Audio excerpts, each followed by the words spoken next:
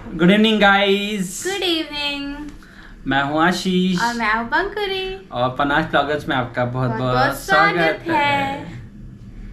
तो अभी बज गए हैं शाम के 8:30 हो रहा है क्या, है ना? हाँ। 8 साढ़े 8 बज रहे हैं और आज कुछ ब्लॉग नहीं है। आज आपको कुछ हम बताने वाले हैं जो कि पहले बहुत 2-4 वीडियोस में मैंने कहा है कि मैं आपको बाद में बताऊंगी। एक्चुअली मैं इनका वेट कर रही थी, अगर ये साथ में रहते तो ज़्यादा अच्छा रहता, हम दोनों साथ में बताते तो, इसलिए वो आज मुहूर्त निकला है वीडियो बनाने का वो वाला। तो अभी मैंने आपको कहाँ तक बताया था कि जब मतलब मुझे फर्स्ट टाइम पता चला था मेरी प्रेगनेंसी का, एंड देन जो फर्स्ट सोनोग्राफी हुई थी वहाँ तक मैंने आपको बताया था। लेकिन जो 3rd मंथ की सोनोग्राफी हुई थी उसमें हम लोग को जो झटका लगा था, मैंने आपसे कहा था, तो वो क्या झटका लगा था तो वो आज हम लोग बताने वाले हैं। तो आप कुछ कहना चाहेंगे? बताओ तुम ही। बैठे काय के लिए हो? तुम्हारे सपोर्ट के लिए। अच्छा, मेरा सपोर्ट क्या, मैं तो खुद बोल लेती हूँ। तो ये कट कर देना सब। हाँ, तो फिर जब हम थर्ड मंथ था तो डॉक्टर ने कहा था कि 3rd मंथ में आपको सोनोग्राफी करवानी है। मतलब फर्स्ट जब हुई थी तभी उन्होंने हमको डेट दे दी थी।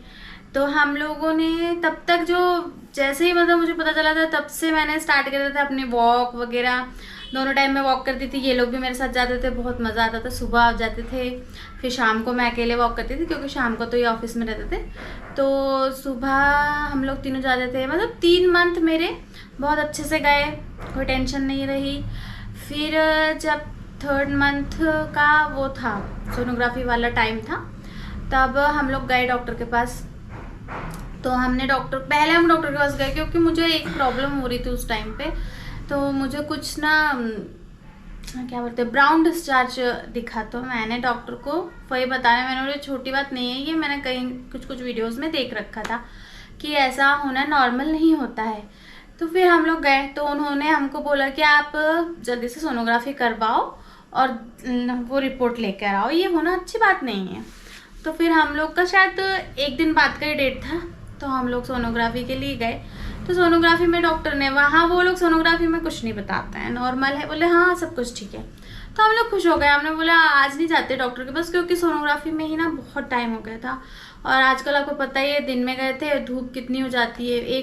अगर आप सोनोग्राफी करने भी जाओगे ना तो आधा 1 घंटा 2 घंटा तो लग ही जाता है, उससे कम तो होता ही नहीं है। आधे घंटे के लिए जाओ 2 घंटे लग जाते हैं। तो ऐसा हमारा टाइम उस दिन का चला गया।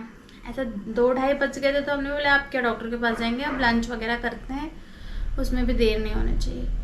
देन टेंशन नहीं था हम लोग को, डॉक्टर ने वहाँ बोल दिया सोनोग्राफी में कुछ प्रॉब्लम नहीं है, तो हम लोग रिलैक्स थे। घर पे भी हम लोग ने फ़ोन में बता दिया कि सब कुछ सही बोला है डॉक्टर ने। अब जब दूसरे दिन हमने बोला चलो फिर वो भी तो बताना भी, उन्होंने भी कहा था कि भाई सोनोग्राफी की रिपोर्ट आएगी तो हमें बता देना फटाक से। तो जब हम वहाँ डॉक्टर के पास गए तो उन्होंने जैसे ही रिपोर्ट देखी तो वो तो तुरंत ऐसे सर पे हाथ रख लिए उन्होंने, ऐसे अरे बाप रे रिपोर्ट देख के ऐसे बोलने लगी। तो हम लोग तो उनको देख के ही घबरा गए कि हुआ क्या। एक्चुअली उनका इम्प्रेशन कुछ ऐसा था कि नॉर्मल जो भी बंदा रहेगा ना, मान के चलो जनरली डॉक्टर्स लोगों का कैसा होता है कि जो डायरेक्ट पेशेंट होता है उसके साथ वो डायरेक्टली ऐसी चीजें शेयर नहीं करते। बट ये डॉक्टर तो अजीब ही थी कि और नहीं, शेयर करने का भी एक तरीका होता है। वो पहले घबरा गई थी एक्चुअली, तो वो बोल सकती थी इस चीज को, अच्छे से समझा सकते थे हमको, जैसे हमने फिर दूसरे डॉक्टर ने हमको समझाया वैसे। तो वो समझा भी सकते थे नॉर्मल कि नहीं इतनी बड़ी बात भी नहीं है, लेकिन उन्होंने ही खुद ऐसा रिएक्शन दिया ना तो हम लोग घबरा गए। फिर वो बोलने लगी कि अरे आपका तो लो लाइन प्लेजेंटा आया है। तो मेरे रिपोर्ट में लो लाइन प्लेजेंटा था। तो वहाँ पे क्या है कि वो ऐसा रहता है कि जो हमारी नॉर्मल डिलीवरी वाला जो पार्ट होता है जहाँ से नॉर्मल डिलीवरी होती, तो उसको वो प्लेजेंटा पूरा कवर कर लेता है। तो उससे नॉर्मल डिलीवरी नहीं होती और ब्लीडिंग वगैरह के चांसेस बढ़ जाते हैं। मतलब तो जो उसमें मिसकैरेज के चांसेस ज्यादा, मिसकैरेज के भी चांसेस बढ़ जाते हैं। और ब्लीडिंग वगैरह हो, जैसे अब क्या होता है ना, हम लोग काम करते रहते हैं, एक्चुअली उसमें ज्यादा काम नहीं करना पड़ता है इसलिए डॉक्टर ने मुझे मना करके रखा है कि आपको ये काम नहीं करना है, वो काम नहीं करना है। तो वैसा करते करते मैंने अपना ध्यान रखा है, तो अभी तक सब कुछ ठीक है। तो वो जो ब्राउन डिस्चार्ज हुआ था ना, तो वो ही मैम बोलने लगी कि यही जो ब्राउन डिस्चार्ज है यही आगे बढ़ के आपका मिसकैरेज होएगा। हाँ, वो तो ऐसे ही बोलने लगी थी पापा, सीधा सीधा बोलते यही ब्लीडिंग में बदल जाएगा, फिर प्लेसेंटा निकल जाता है, बोले किसी किसी का प्लेसेंटा गया तो बच्चा भी गया। मतलब इतना डरा दिया। एक तो 3 महीने, यार आप तो समझ सकते हैं ऐसे कैसा लगता है। 3 महीने हो चुके थे, ऐसे कोई 1 महीने में भी बहुत बड़ी बात होती है अगर ऐसा कुछ बोले। तो जब आपने डिसाइड कर लिया है कि आपको बेबी को लाना है, तब तो भले ये पहला हो चाहे दूसरा हो, बेबी तो बेबी ही होता है ना माँ के लिए। तो हम लोग बहुत डर गए।